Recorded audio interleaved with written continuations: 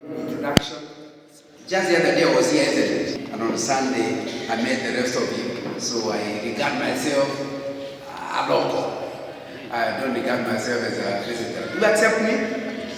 Yeah, otherwise you'll be calling me a foreigner. I must say that our discussion this week is about the difference between walking in the spirit and walking in the flesh. That's what we are discussing throughout the week. And I must say, for example, listening to worship, I have noted that we sang only choruses, never sang a hymn.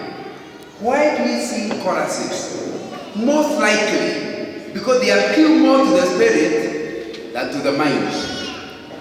Do you agree with me? You can see in a chorus people worshiping and they're repeating one word, Jehovah, Jehovah, Jehovah, for 5 minutes. I don't think it touches the mind at all. It's only touching the spirit. And that's why I tell worship leaders, you must understand, the Bible says, if it is true worship, you must worship with all your heart, with all your mind, and with all your body. Did you hear Jesus saying that? So when you worship only with your spirit and you without your mind, are you truly worshiping? And that's why it is important not just to sing the chorus, although the chorus is also good, but to sing a hymn. Because a hymn appeals to the mind. And you must worship with your mind. So it's important that you ask yourself, if you have had 15 minutes of worship, surely 1/3 of the time, you should be aiming at hymns that appeal to the mind. The other 5 minutes, you can go for choruses that are touching the emotions. And the last 5, you can which direction to go. If you are at my age, you go back to the hymns. If you are at somebody else's age, you might still go back to choruses. But at least 1/3 of the time, we sang hymns. Does that make sense? Does that make sense? Because it's very easy, which is our discussion today, for the devil to take over. And in the name of worshiping the Lord, your mind is totally elsewhere. We just we were discussing with the chairman how I think it's 2016, I was doing a training, I do leadership training, and I was doing a training in Nigeria. And during the break time, a Nigerian told me, I'm very impressed about Kenya. I said, about what? In Kenya, gospel musicians earn more money than the secular one. I said, it's true, yes. I came back and answered, also it's true.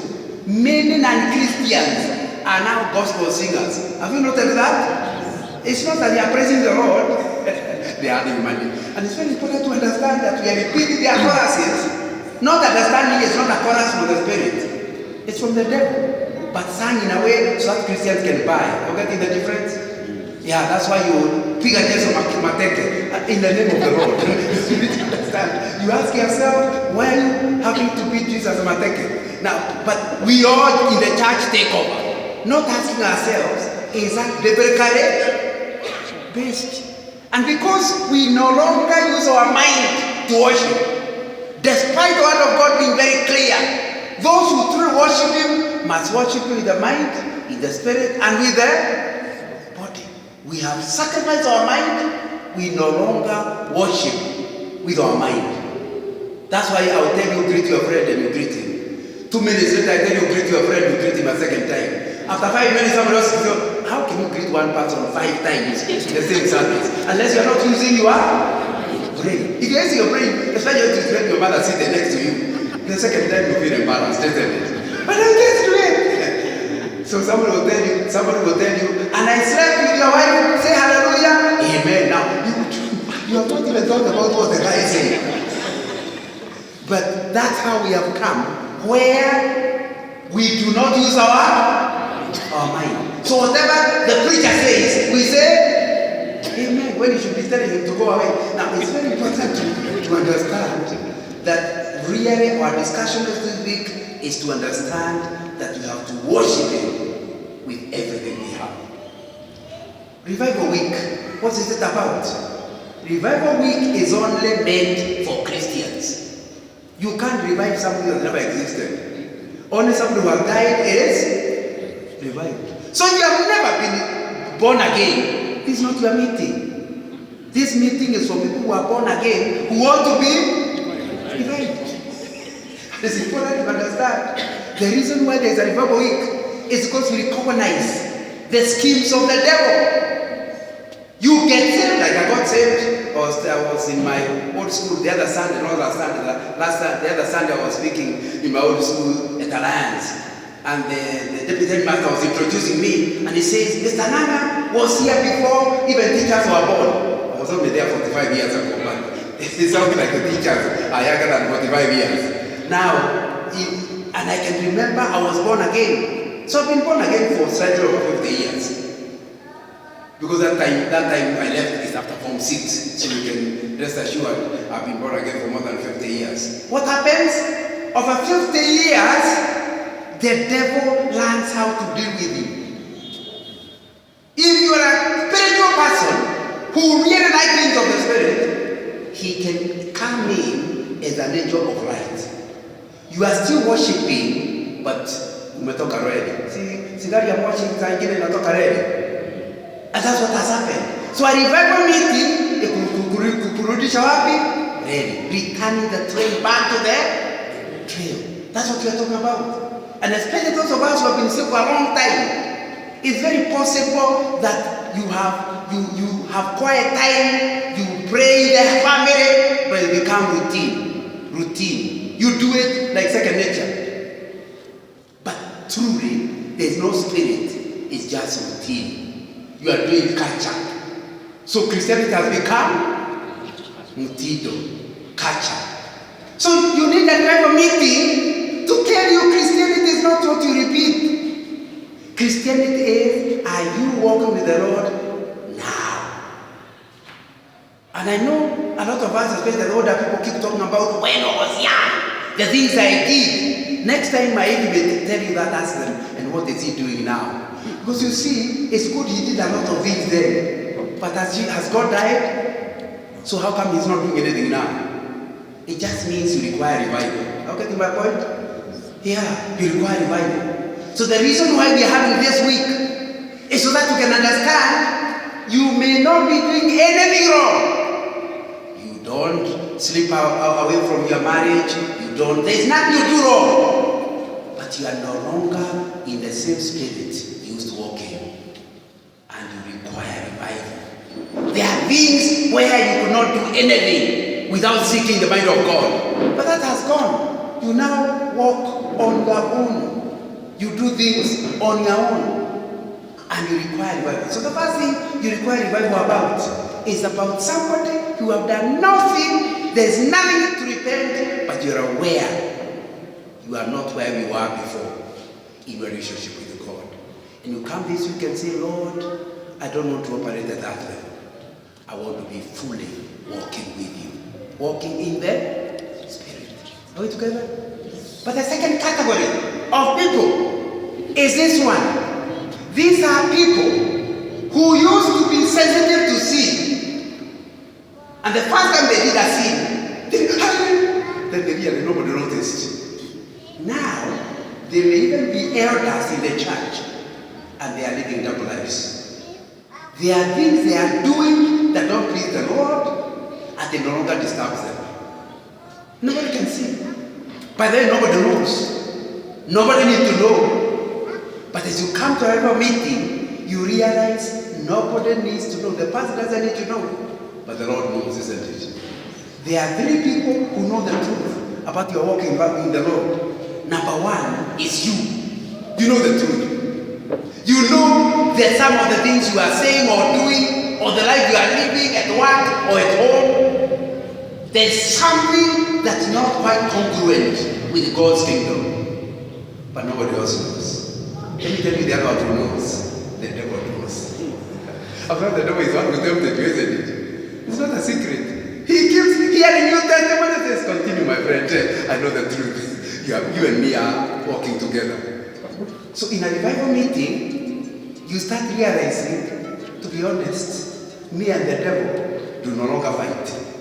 When I used to be with the Lord, I was always struggling, so many troubles. Now the devil has no need of struggling with me because you are going the same directions. So in a revival meeting, you start realizing, if truth be told, someone wonder, why do people say Christianity is difficult?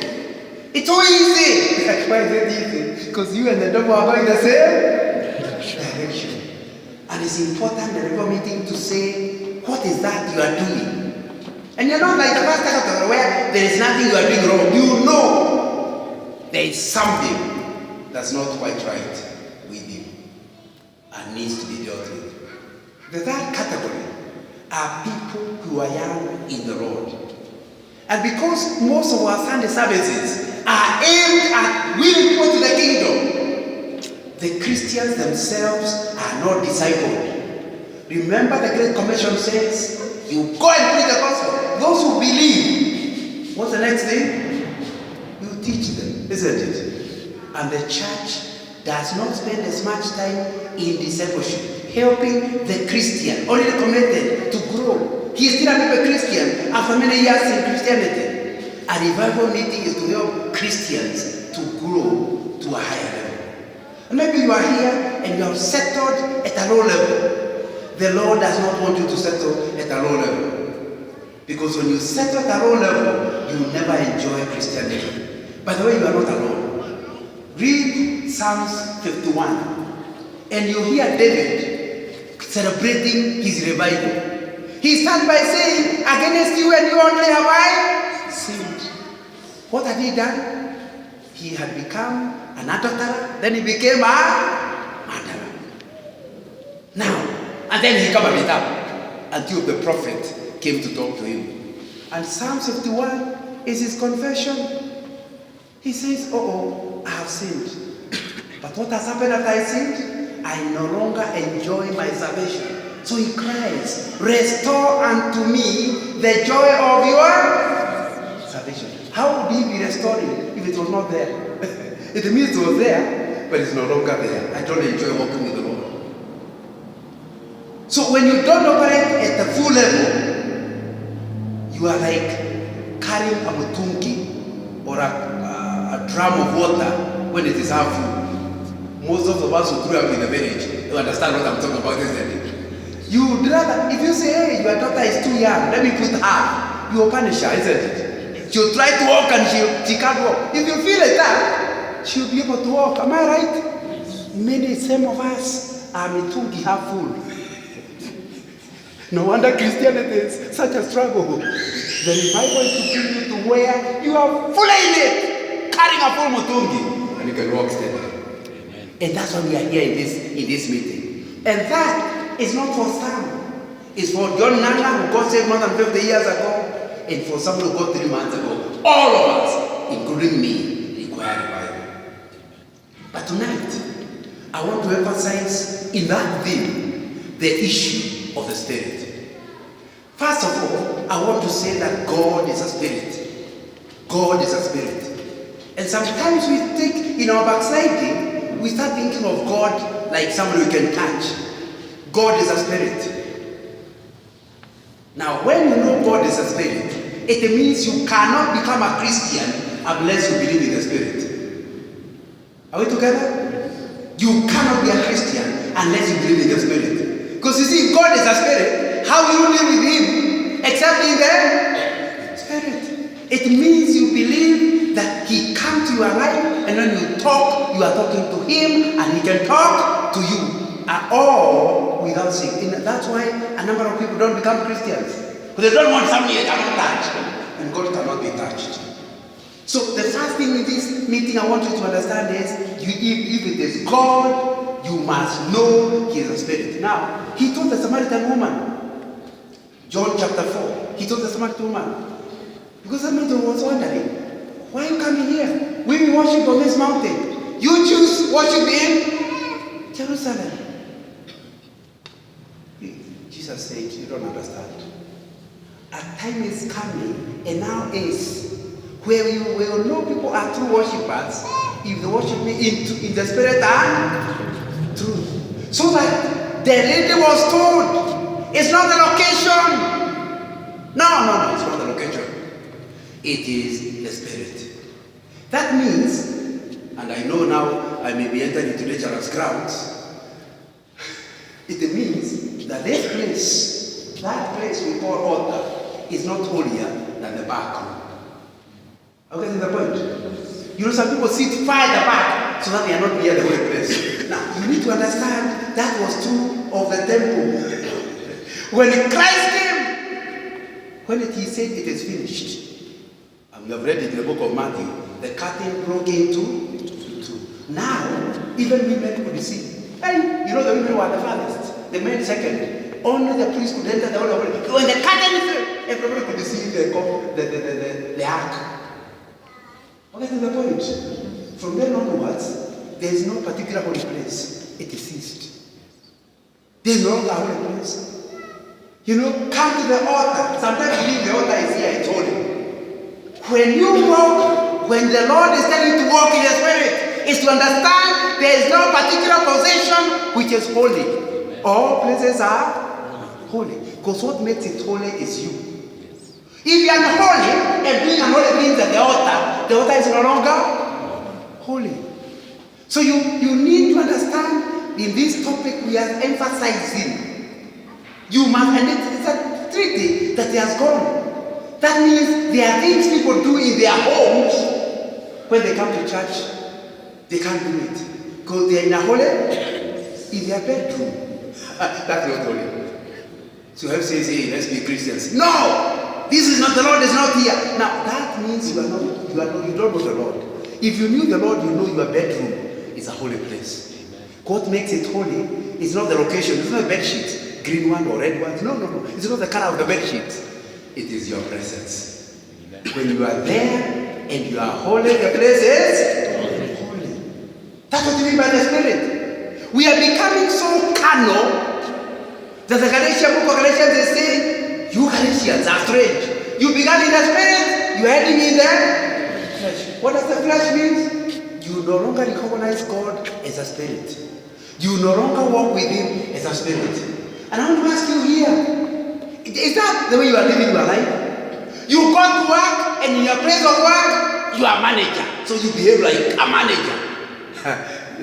When somebody is trying to tell you, but sir, this is not good, says, this is not church. Christians do not believe the church is holier than the workplace. Your office desk is a holy place. What you can't say in church, you can't say in your office. Amen. Am I communicating? That's what it means to walk in the Spirit. You can't, because His presence travels with you. Please go back and read the story of the Samaritan woman. Here have been told, you don't understand. What has now happened is, you will know true worshippers because they don't worship in a location.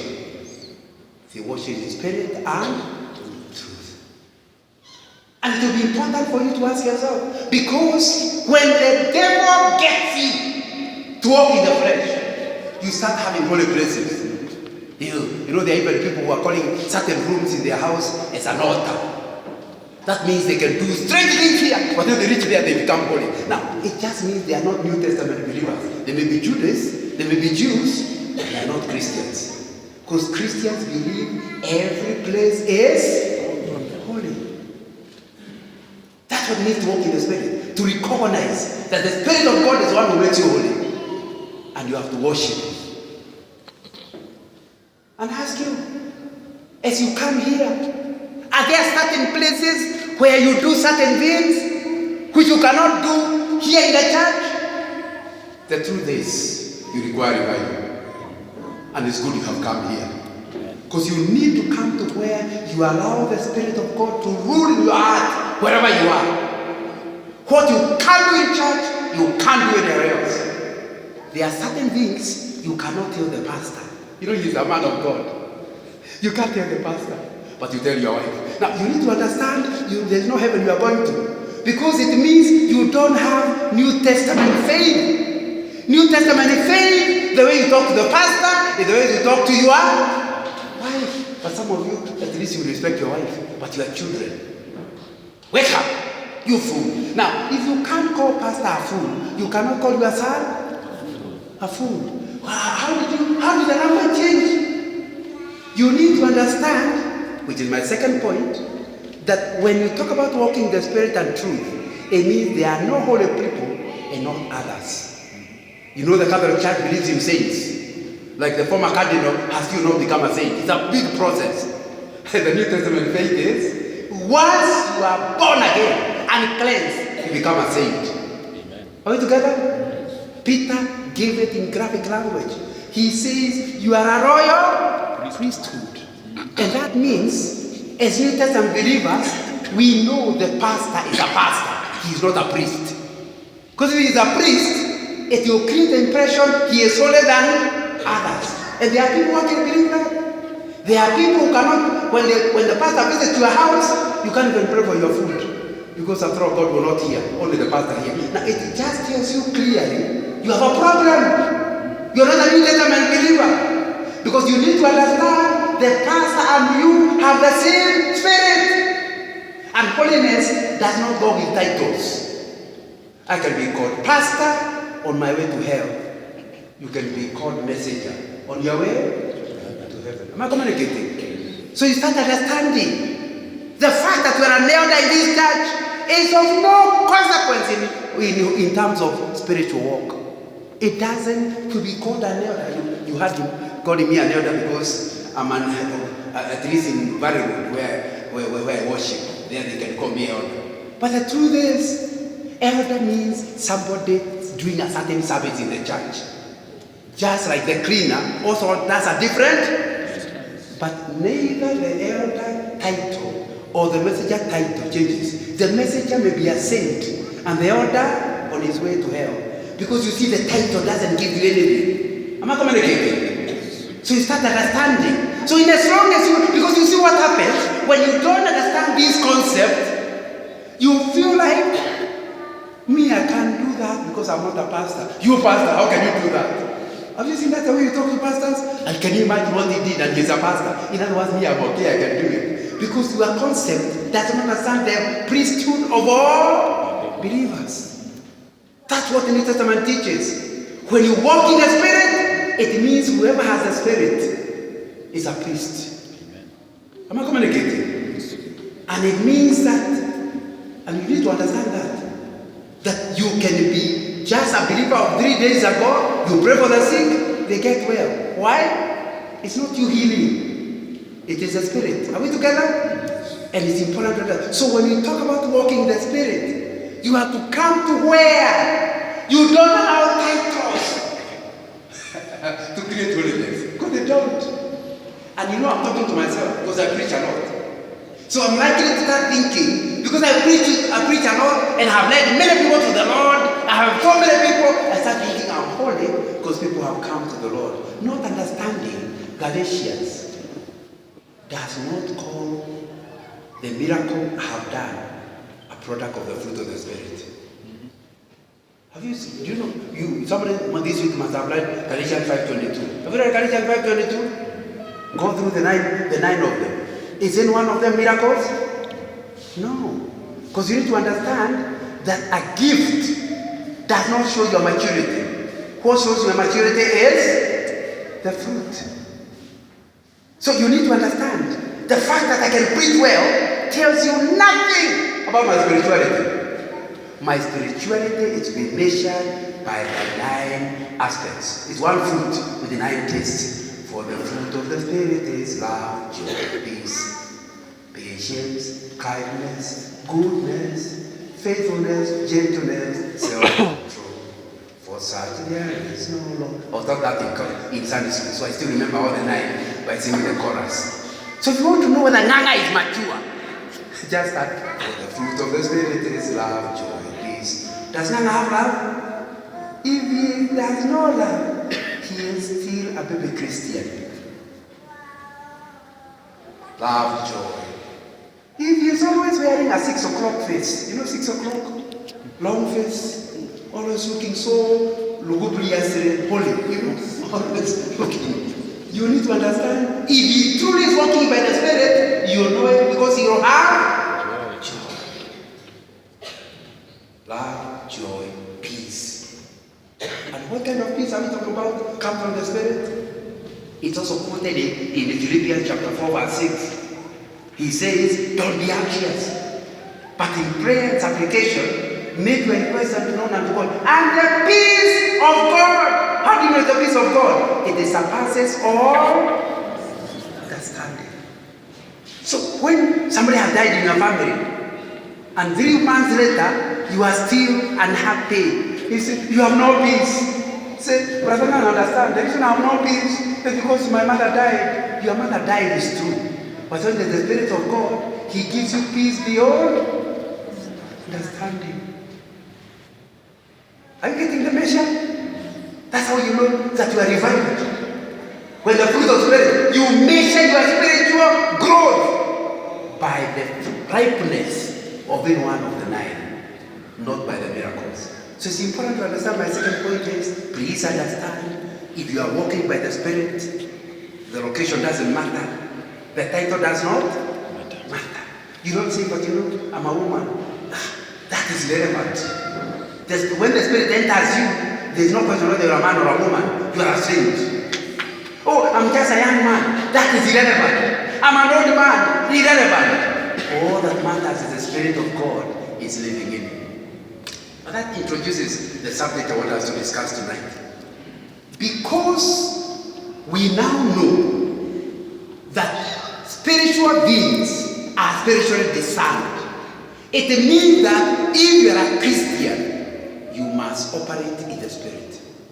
And the Spirit world is not the way it is. That means you look at things from our point of view, interpret it from a spiritual point of view. You look at things differently. And I want to tell you, there are many of us, Christians for a long time, who no longer see things in the Spirit. You have no money in your pocket, you can't sleep at night. Why? No money. Because you walk by money. Am I communicating? We don't know what walking in the Spirit. Walking in the Spirit means I have no money. Tomorrow is school fees. I talk to God about it. I have no idea where you get money from. I leave the problem in His hands and sleep like a child. Wake up, there's still no money, but I still trust Him. Because you believe the God who created all. Remember Genesis 1? In the beginning, God created. And how did He create? With the word of mouth. He said, let there be light. And there was? He can say, let there be money. And there will be money. Sounds foolish, but that's the truth. I still remember where I stay. I'm a neighbor to the guy who is accused of manufacturing babies. You know the guy I'm talking about? And I still remember in our Bible study in the estate, there was a big debate. How can a Christian do that? And everybody, because the newspaper are saying that he has, they are miracle babies. It is not true. I said, you know, a Christian can't say that. The God we believe in is capable of creating a baby in 2 days. So that, is he called apostle or bishop or this is his title? Whatever his title. His problem was not that God could not do it, it's that God had not done it and he lied. Okay, is that difference? You cannot be a Christian and tell God what He can do and what He cannot do. Because if He is the Spirit, He has no limit. Amen.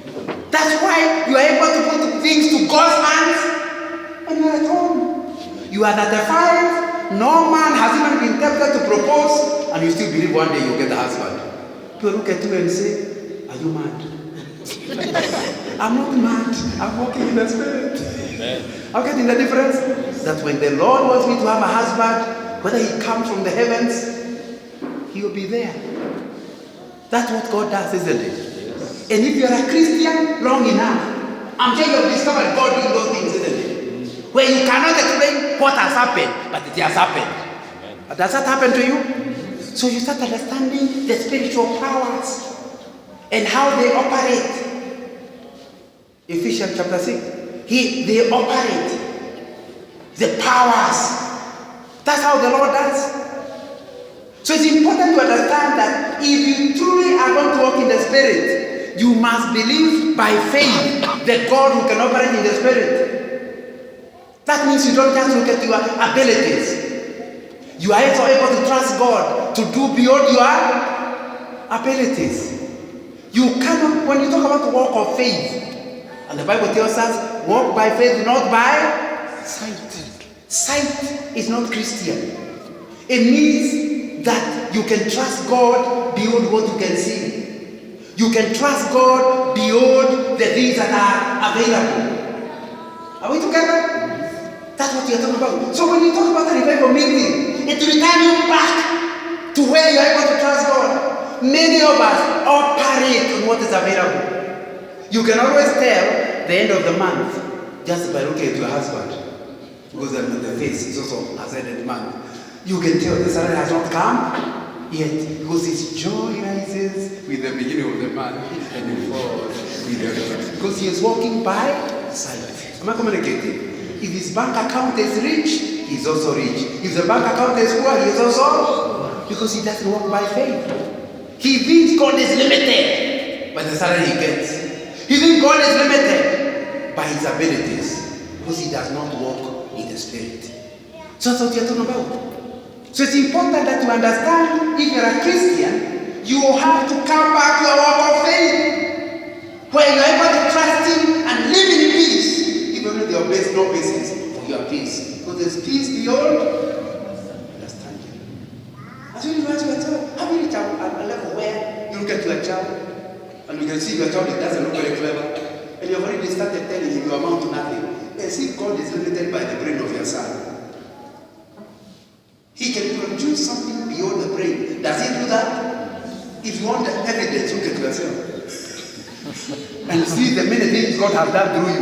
And you know the truth about you when you're in the village. Am I right? So why are you doubting the same God who operates in you can operate in your child? It means you are walking by sight, not by spirit. But what I wanted us to spend a lot of time on is to say, because Christians must operate in the spirit, the devil has come to operate in a similar way. We call it the outcast. The desire to operate in the spirit has caused us to want to operate in a way that the things of the outcast are the ones that are operating. Let me just look at the word outcast. It's generally associated with secret knowledge and practices dealing with supernatural or psychic phenomena. In other words, even people that have nothing to do with the Spirit of God, because the devil is a spirit, just like God is a spirit, attract you to things that are spiritual, but they are created in a way from God. Often for the purpose of obtaining personal power. Someone tells you, if you take this, and there may be even people visited here who are having things tied. Because they were told, you can trust God, but this also. So they always have both. If this one fails, the other one will work. And they sit in church, but they are aware they have also put Gedito somewhere, hidden, so that in case the Lord is unable, they are well protected. Because the devil works. You know, there are two lines Christians follow. Number one is a strong belief that the devil is nobody. And a bit of the missionaries created a bit of that, a few missionaries created that impression. Where you can trust God, but you don't have to believe in the Spirit. That's not possible. The word of God is clear. To worship Him, to worship in the Spirit. So in the process, we started saying witchcraft is not real. We started saying demons are not real. That was a lie. The scriptures talk about it. Ephesians said, wear the armor. Why? Because of the spiritual powers that operate in darkness. Have you read that in the Bible? So how can anybody say they are not there? Ephesians is telling us they are there. So I want you to understand, in this revival week, you must understand demons are real. Just like hell is real. And if you are not careful, the devil doesn't go for non-Christians. He goes for Christians. For non-Christians will be difficult to convince. It's the Christians. Because they already started the journey of the Spirit. So you need to understand that you can't have it both ways. And you know where the problem is? He says, I'm a jealous God. My glory I will share with no one. That means, as soon as you are Agelito, please stay with it. Because Christ no longer covers you. Am I communicating? He does not compete. You remember the devil is his devil. He created, he made the devil. So if you have chosen the devil, he leaves you. It's not his league. You don't operate. God and the devil don't operate within the same league. They don't compete. There has never been a competition between the devil and God. They can't. It's like in boxing. If you are waterweight and I am heavyweight, you can't be out. The first thing they do is to weigh the guys, isn't it? Yes. If your weight is low, they don't be accused of murder, so they tell you to stay outside. You have to be a heavyweight to fight with heavyweight. And God and the devil are not in the same weight class. Am I communicating? So there is never a fight between the devil and God. But you make a choice. And the moment you choose the demons, the Lord moves away from you. And so tonight we want to emphasize that assuming that the devil doesn't work will not be right. Let me tell you, some occult practices rely on demons or spirits to achieve their goals. Occultism is rapidly increasing throughout the world. There are now thousands of publishers of occult books in magazines, not to mention websites. So that now your own son may be involved. I still remember in 1988 going to Britain. I used to work for Shell, and Shell sent me for a course in Britain. And since I was staying here for 3 weeks, I looked for a church. Then they told me where they have Bible study. So they came for me where we were staying every I think it was Wednesday, to go for a Bible study. And I still remember the discussion I did in Britain, where it was decided you are not allowed to read the Bible in school. Not at all. But I was there around the end of October. And on 1st of October is what they call, you know what they call it? When people wear all kinds of funny things. All Saints Day, but it's also a demonic Halloween day.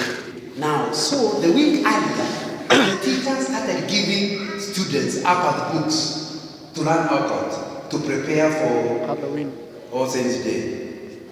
Now, one parent went there and said, how can you stop children reading Bible? And then you teach them the witchcraft. The teacher said it's a joke. Is witchcraft a joke? Do you see how clever the devil is? He is stopping people reading the Bible and opening the map to Ouija boards. These are witchcraft boards. And now your child is 35 can actually access it in the internet.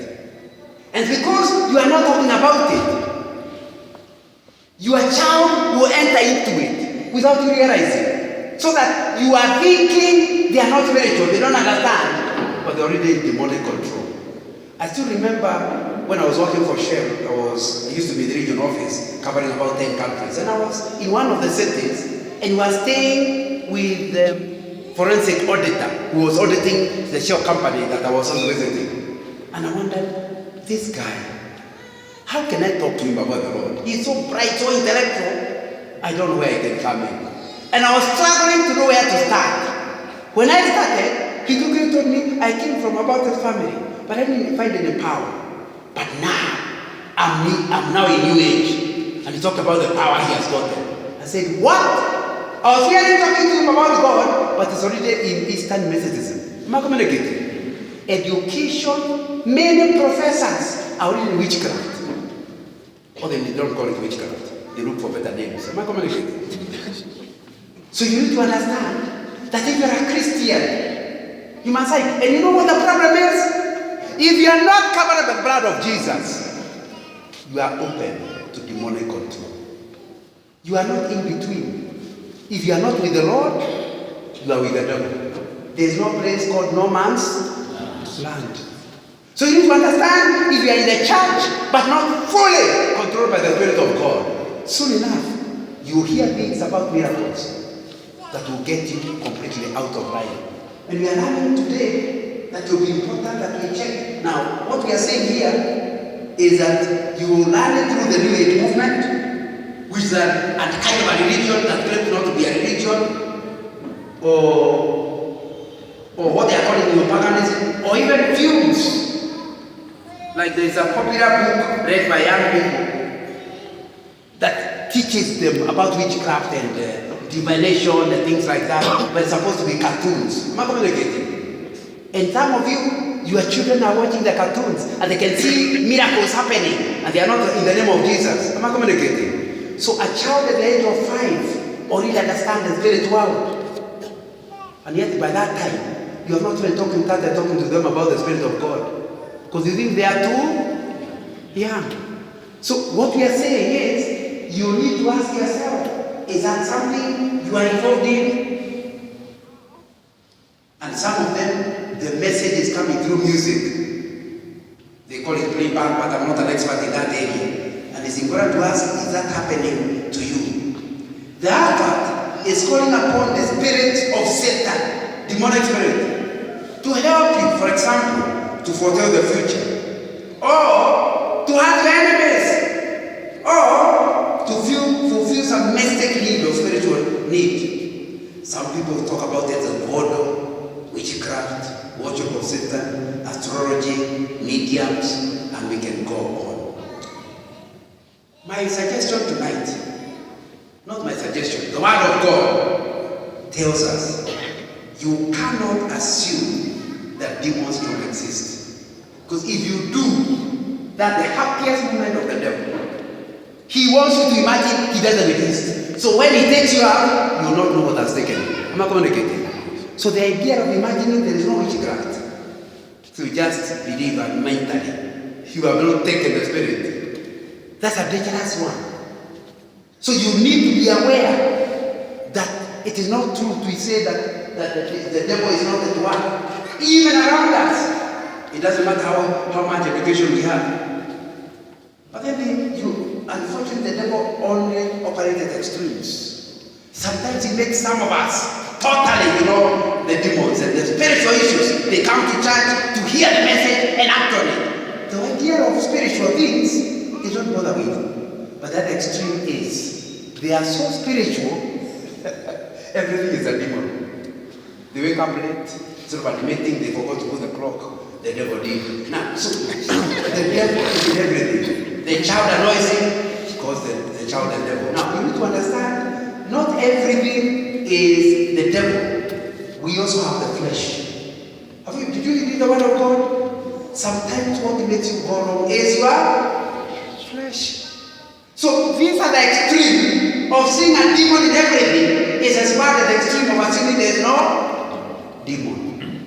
And you need to ask yourself, have you entered in one of those extremes?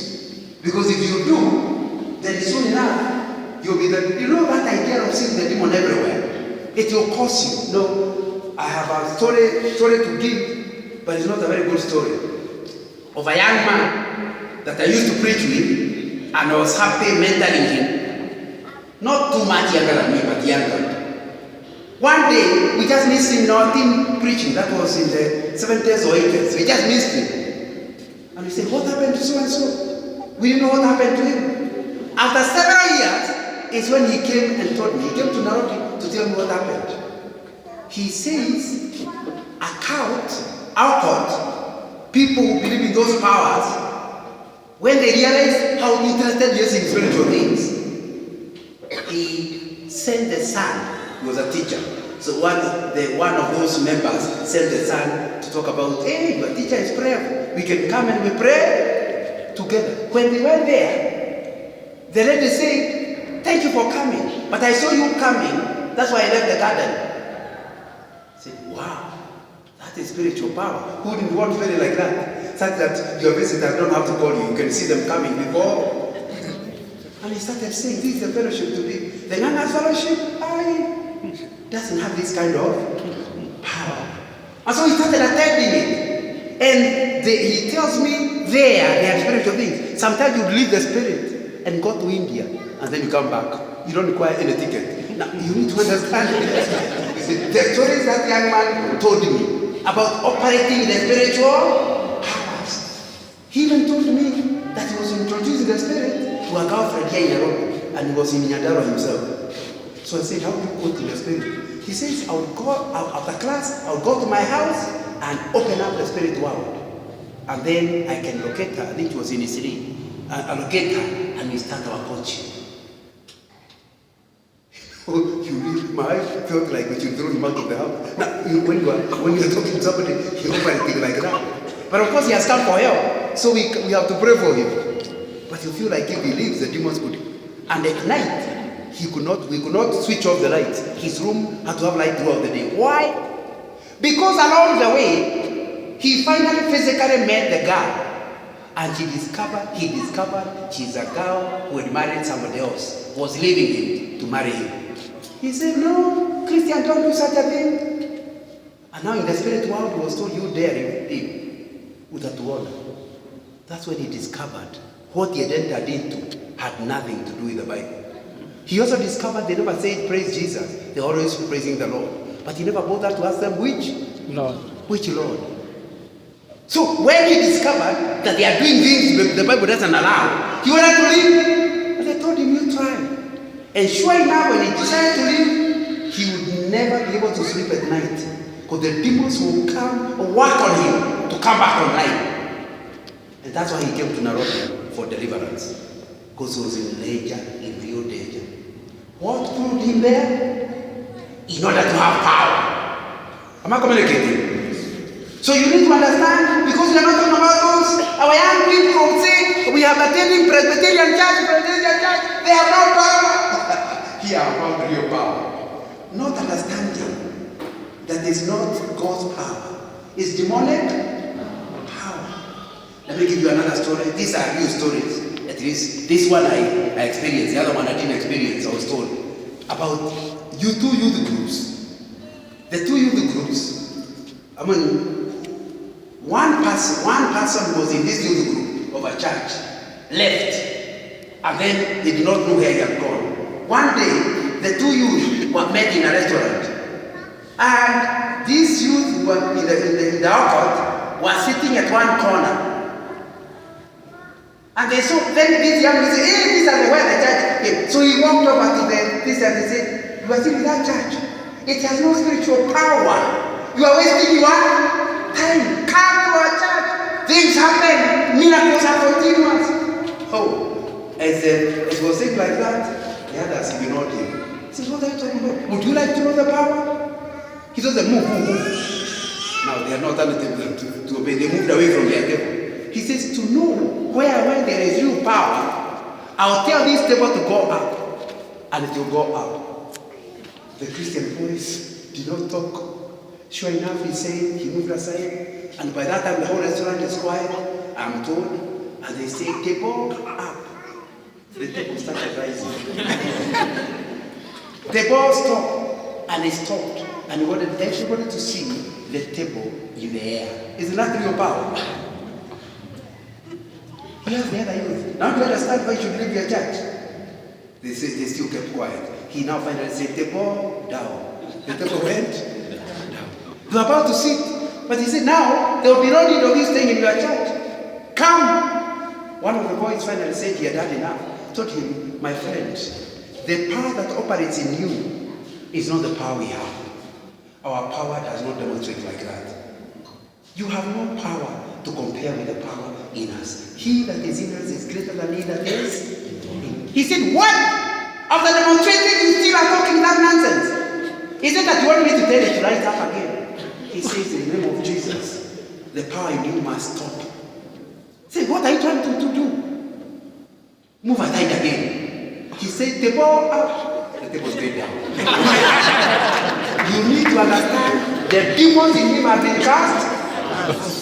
Am I communicating? Yes. And because the church is not talking about this, our young people are moving. Because we don't talk about it. That in Christ there is power.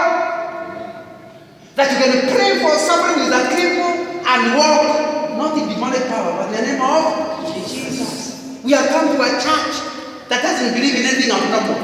You have to go to hospital to be healed. You know, am I communicating? So even when we pray with the doctor. Because the Lord can't operate without a doctor. Am I communicating?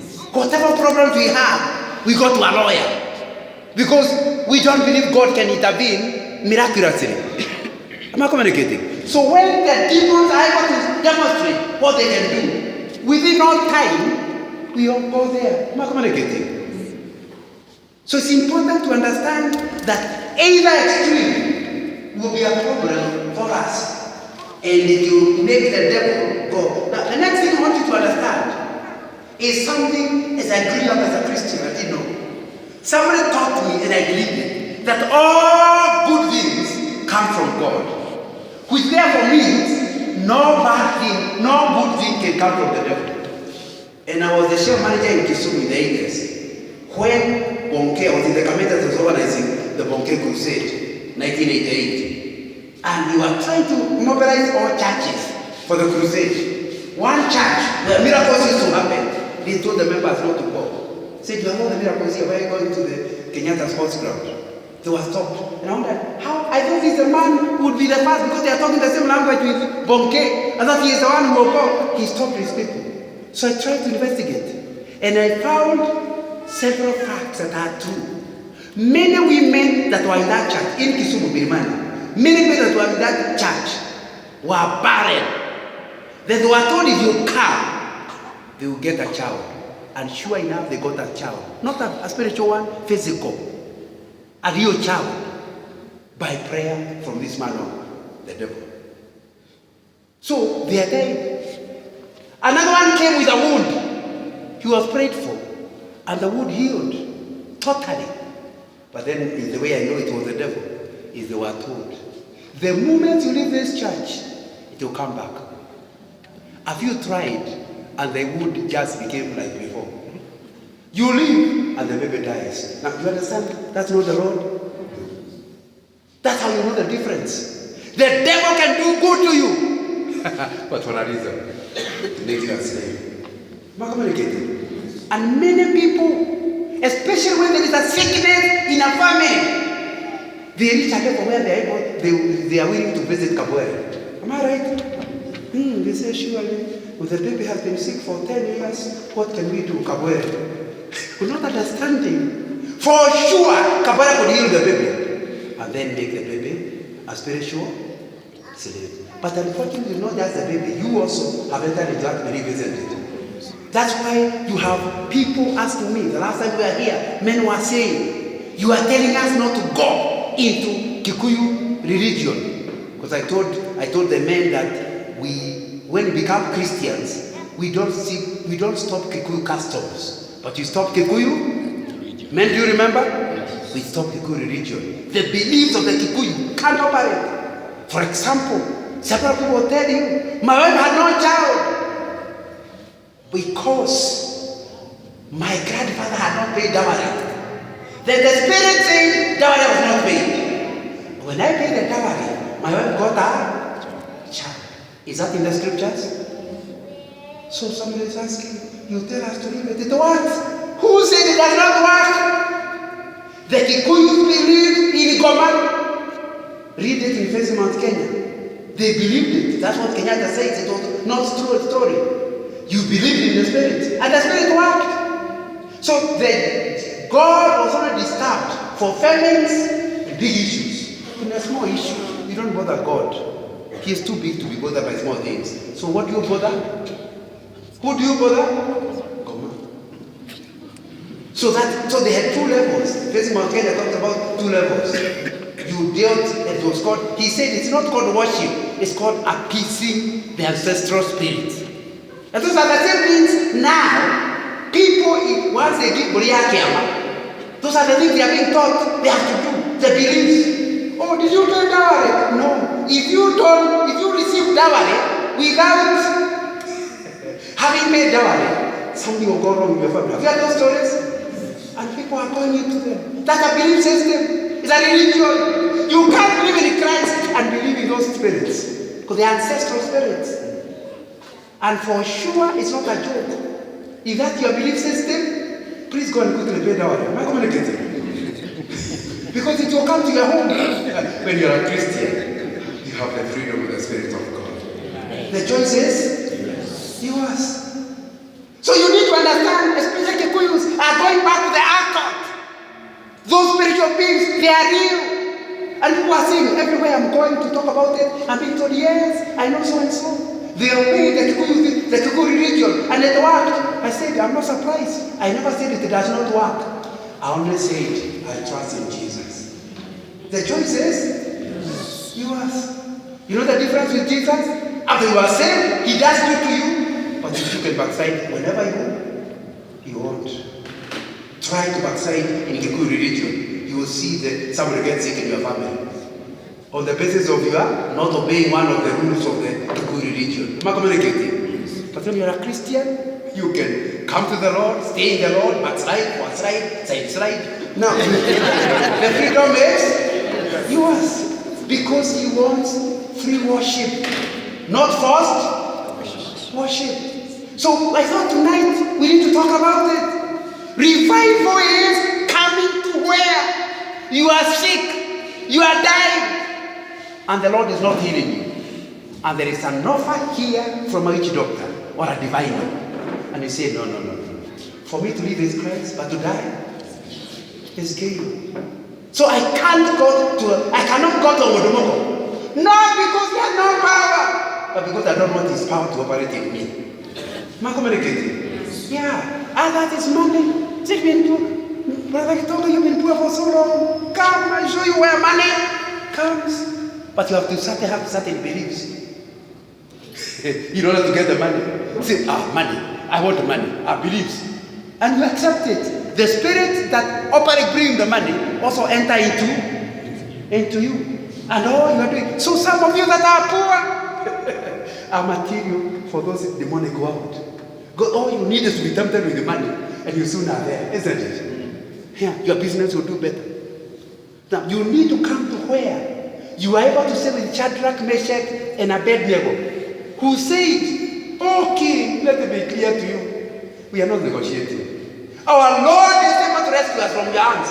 But if He chooses not to, we shall still not worship." Do you remember the passage? That's what we are talking about. So you need to be aware. And I have to be finishing. That the Spirit of God is at work. But it will be important that you understand He wants to finish. Let me mention a few of the things that are a sign of our God. One of them is omens and signs. You see something and it is interpreted something. You see a dream, people interpret it. You see omens. When I was growing up, my grandfather could not be visited by a car. So I had the duty of waking up every morning, run, knocking my grandfather's place, pretend to enter and leave. Because if a woman entered, that day is cursed. That's the good religion. More people canonication.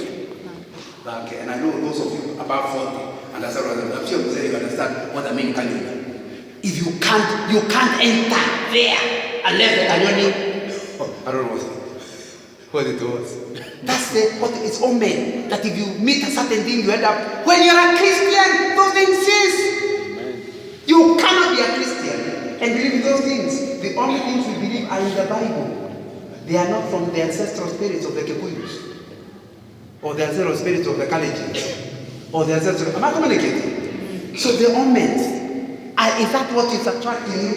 The omens, and we can go on and talk about astrology, the stars. When I was in Form 1, that's when I discovered the stars. Boys, you open, the nation is brought, and you know it's one nation with many boys. They are running not to the headline, but to the stars. So I started asking them, what is the stars? So you tell us your birthday. You tell us your birthday, we'll tell you your star. Then I read, and it said, today you'll be unhappy. You know you are unhappy the whole day. Before the star said you'll be. You know there are people. And remember, even a president of America was behaving like that. Do you remember? Those you older, remember our president was being led by the stars. So it happens. Professors in this country have to read the star. And whatever the star says, if the star says you are going to insult you, you'll have to look for the insult. Now, you need to understand clearly that is spiritual power. And the Bible is telling us, you cannot be involved in these issues of the stars. And I have quoted many verses there. The notes are with the talk, so because I've run out of time, you can look at them. But let's just look at Isaiah 47. Isaiah 47 verse 12 to 15. Keep on then with with your magic spells and with your many sorceries, which you have labored since childhood. Perhaps you will succeed, perhaps you will. Come forward, those stargazers who make predictions man by man, let them save you from what is coming upon you. In other words, God is saying, I've allowed you to follow the astrology. When I come, they are no match for me. Are we together? Those are the things. So when you are one person of those stars, you understand. Others are magic, spells, enchanters, charming, sorcery, wizardry, art, witchcraft. And you need to understand, a lot of the people going back to the Kikuyus, those are the things there are certain things they have to keep repeating. Are we together? And those are the things the Bible is saying. That's why you have gone. The Bible in the New Testament calls it babbling. The pagans babble instead of praying. And it's important to understand you are not in powers of the Lord. The other one is divination. What divination? Is you're having a problem, you go to somebody who can tell you the ant who was on the left side of your shamba is the one causing you the trouble. Have you understand it? Modomogo, a diviner. The Bible is telling us when you get into that. Fortune telling, someone can tell you, look at your account and tell you whether you're going to be rich or poor, or you marry a figure 8 or a gram. Now you need to understand clearly that when that is the way you are operating, you have got to finish your powers by the wrong powers. And then necromancy, familiar spirit, wizardry, and we can go on. The practices are anti-God and are rebellion against Him. All those practices, God wants of the ultimate punishment. Revelation 21 verse 8 says, those who practice magic arts, their place will be the fiery lake of burning sulfur, which is the second death. And we need to be aware of it. I want to finish by reading Deuteronomy chapter 18. Deuteronomy chapter 18, beginning at verse 9. When you enter the land the Lord your God is giving you, do not try to imitate the detestable ways of the nation there. What are those? These are outcasts that were told, don't do it. What don't you do? Let no one be found among you who sacrifices their son or daughter in the fire. Now, these days we are hearing of secret societies which are asking for human blood. Have you heard of them? And we are learning that is very clear to understand. The day Christ died on the cross, that's the final blood you ever give. Even a chicken, you are not expected to give. You can't give a sacrifice. That's why you cannot do a buradio for your marriage to be blessed. Because the blood of Jesus is adequate for the blessing of your marriage. Am I communicating? Am I communicating? That's what you think. The blood is adequate. So if you believe those are the powers that are appeased by buradio, then please stay there. Don't come to church. Why waste your time? It's very important to make up your mind. Where is your protection? In Kikuyu ceremonies and sacrifices, in thy Yagai, or in prayer in the name of Jesus. You have to make a choice. He goes on. Divination is actually repeated, then sorcery, the interpreting of omens, then engaging in witchcraft, then casting of spells, or who is a medium, spiritist. But this last one is critical. Or who consults?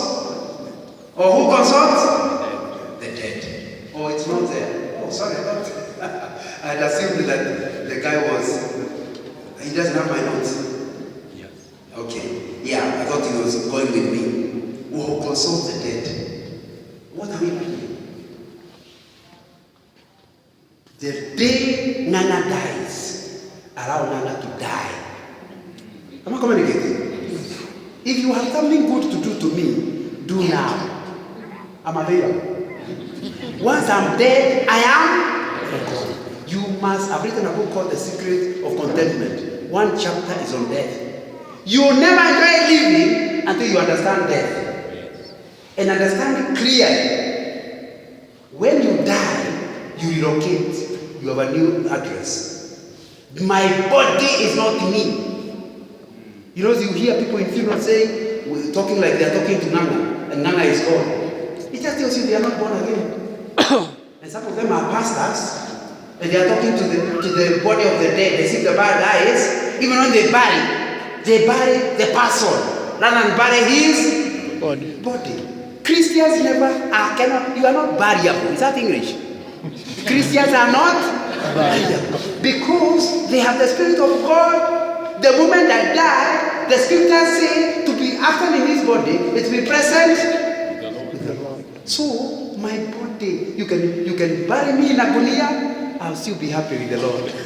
There is nothing you can do to my body that affects me. Some of you go to the grave, they even cement it, thinking that there will be any spiritual power. Those are not spiritual power from the Lord. They are ancestral spirits.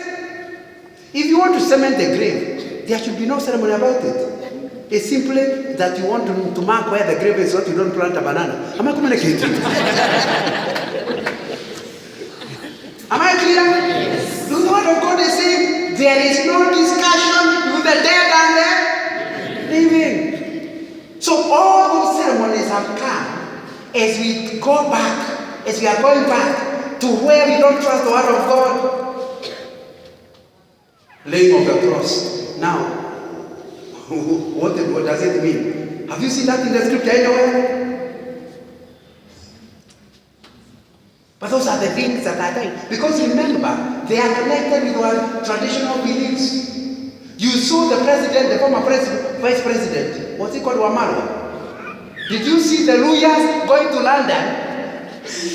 What I have never understood is whether they left and they paid for a seat. Because they were supposed to carry him all the way back to Kitale. Do you remember the story? Yes. Yeah, and they believed it. Educated people, rich people, carrying a shadow. Now, and by the way, the pastor is also there praying. And the Kikuyus are now copying that. Am I right? Yeah. You even read in the newspaper. Oh, it's 3 years since you left us. We miss you. Now, surely, who are you talking to? And the trouble is, the Nation newspaper charges you for it. You are wasting your time and you are paying for it. Now, are you getting my point? So you start understanding the spiritual world has taken over the church. And in a revival is when we go back to our beginnings. The train goes back to the roots. And that's why we are here. My time is up. But I pray that you ask yourself, are you in one extreme where you operate as I can do what I hear, I can obey God by way? Or do you believe that you cannot walk by faith? It's only God who can help you. Do you trust in the Lord? Or are you in the other extreme where you have ignored the devil and the devil is taking you over? You are saying, why are you doing it? We are just joking. You don't joke with the devil. So it's important to ask, how is your walk in the spirit? Are you walking in the flesh? Are you walking in the spirit? Or are you walking with the Lord? Let's pray. Just want to give you, I know our time is gone, but I want to give you a moment to pray for yourself. Is there something the Lord is telling you? Before you go to this meeting, why don't you agree with him? Tell him, Lord, forgive me. I want to be totally at your control. I don't want to be attracted by spiritual powers that are not from Christ, that are not in the scriptures. I want to surrender to you. Forgive me. I want to walk by faith. I want to trust in you. Even if the worst happens to me, I'm ready to die and go to heaven rather than be indulged in those areas. I'm willing to walk by the Spirit, to walk by the scriptures. Just talk to God in prayer. When we are saying, Brother Nana, as you pray for me also. That message is my message. I want God's touch, God's forgiveness, God's care, God's protection. Pray with me. Just put up your hand. And I know as I pray, I will cover you in prayers. You are praying, the Lord bless you, put the hand down. The Lord bless you, put the hand down. The Lord bless you, put the hand down. The Lord bless you, put the hand down. The Lord bless you, at the back, put the hand down. The Lord bless you, put the hand down. I've seen it, just put it down. I've seen it, put the hand down. You are praying for yourself, but you are saying, pray also for me. The Bible says, if two of you pray concerning anything, that I will do. So I want you and me to agree. Is there somebody else? Just put up the hand high enough for me to see. The Lord bless you, put the hand down. The Lord bless you, put the hand down. The Lord bless you, the Lord bless you at the side. Don't put up a second time. But there anybody else who is saying, that was my message. I want to walk in the Spirit, but I don't want to join the evil one. I'll walk as per the scriptures. I want to obey. I want to be led of Him. Anybody else? God bless you. The hand down. Lord Jesus, you can see the hands of all these men and women. Number one, they are seeking your forgiveness in whichever area. Number two, they are grateful that you have come to revive them, to change them. Number three, they want to commit themselves into your hands. That the walk from now onwards will be a walk where they listen to the instructions of the Spirit and follow it. And where they say no to the devil, even when he is offering delicacies. Lord, I pray for everyone who put out their hands, that your presence will be with them as they walk out of this place. That the blood of Jesus will cleanse them from every unrighteousness, every wrong thought, and help them to walk in joy, aware that you are a forgiving God. And there is nothing that has happened in the past that will go there. Should there be some who have dabbled in witchcraft? I want to cast out the evil one in the name of Jesus. That the power of the evil one will no longer operate in their life. Devil, you know you are not much for our Lord. And I pray that you remove your hand from this sister and this brother, that they may start walking free of the power of the evil one, irrespective of what they have done in the past. Lord, we seek your help and we seek your direction. In Jesus' name we pray. Amen.